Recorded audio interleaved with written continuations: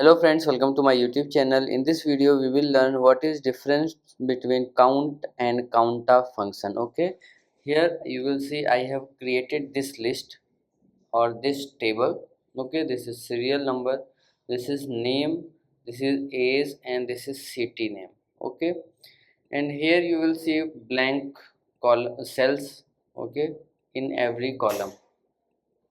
Now here I will mention what is the use of count function, and here I will mention what is use of counta function. Okay, in Excel, and also the difference between count and counta.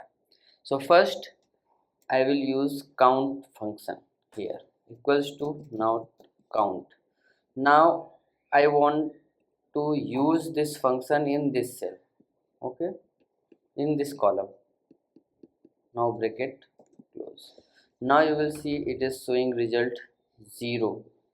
Okay, this means, what does this means? This means that there is no number in this column. Okay, there is no number in this column. Okay, so count function only count numbers. Okay, so if I use this function count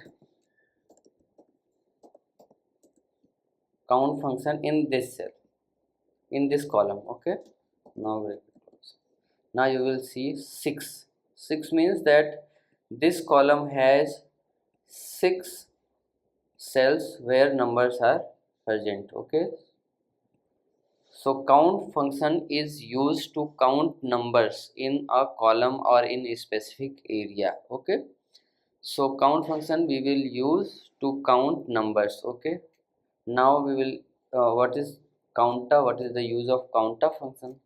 So I will use this counta. So counta is used, it doesn't matter that there is just text or number. If the cell is filled in that column, then counta will count. Okay, so if I use this function in this city column, you will see it is showing 6. This means 6 column in this 6 cell in this column is has filled. Okay, whether it is filled with text or filled with number. Okay, so count function only count numbers, and counta functions counts text and number both. Okay, so like this you can use this count and counta function.